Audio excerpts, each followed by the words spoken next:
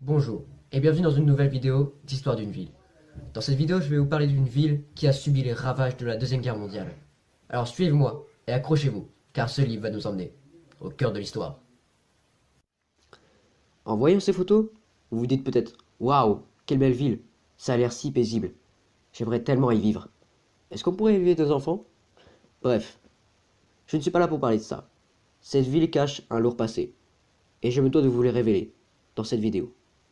Et c'est ce que je vais faire. Nous sommes en Allemagne, et plus précisément à Nuremberg. Cette ville a connu bien des désastres, notamment en 1945, où plus de la moitié de sa ville a été détruite par des bombardements. Ce n'est qu'après la fin des conflits en 1950 qu'un long processus de reconstruction va être effectué et ne sera quasiment achevé qu'en 1966. Mais la cause de tous ces désastres, c'est le bombardement de Nuremberg. Le plus grand a été effectué dans la nuit du 2 janvier 1945. En 40 minutes, plus de 521 avions britanniques font 1794 morts, plus de 3000 blessés et 100 000 sans-abri. Et heureusement aujourd'hui, la ville a repris ses habitudes, et il y fait bon vivre. Mais la question que tout le monde se pose, c'est pourquoi les Britanniques ont bombardé Nuremberg? La réponse est très simple.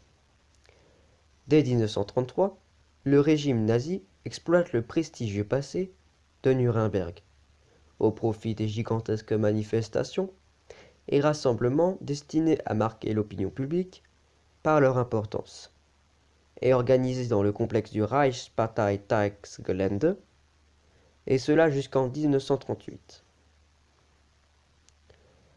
Cette utilisation de la ville par les nazis motive les Alliés, en plus de son importance industrielle, à bombarder massivement la ville, notamment, comme je vous l'ai dit, le 2 janvier 1945.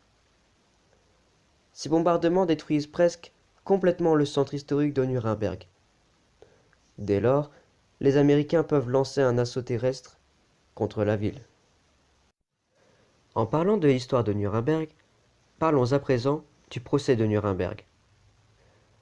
Le procès de Nuremberg, intenté par les puissances alliées contre 24 des principaux responsables du Troisième Reich, accusés de complot, crimes contre la paix, crimes de guerre et crimes contre l'humanité, se tient du 20 novembre 1945 au 1er octobre 1946 et constitue la première mise en œuvre d'une juridiction pénale internationale.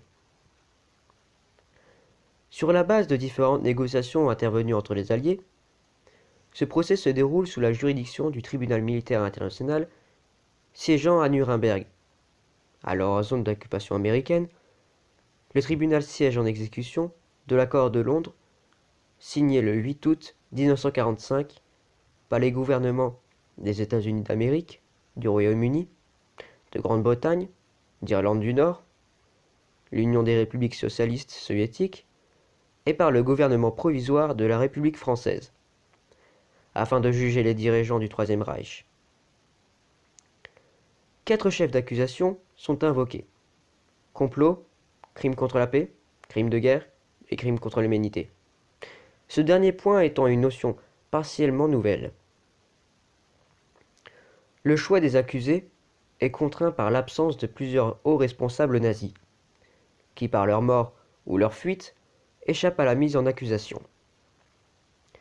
Mis sous le feu des projecteurs par la présence de la presse internationale, le cours du procès est plusieurs fois perturbé par des tensions créées par les avocats des accusés ou les procureurs, voire par l'un des juges.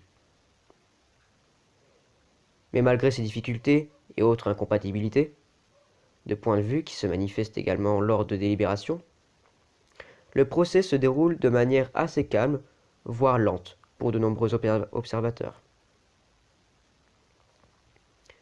Il aboutit à la condamnation à mort par pendaison de 12 condamnés, dont je ne citais pas les noms. D'autres procès concernant les faits découverts durant ces audiences ont eu lieu. Suivant cet exemple, une cour similaire, le tribunal militaire international pour l'Extrême-Orient, est réunie pour juger des crimes commis sur le front du Pacifique. De nombreuses critiques ont été faites qui pointent des problèmes quant à la forme et au fond de la procédure choisie. Le procès de Nuremberg a permis de poser certaines des règles reprises ensuite par les tenants d'une justice internationale et reste dans l'histoire comme la première mise en application de la condamnation pour crime contre l'humanité. Sur ces photos, je vous montre l'apparence de la salle du procès de Nuremberg avant et comment elle se présente aujourd'hui.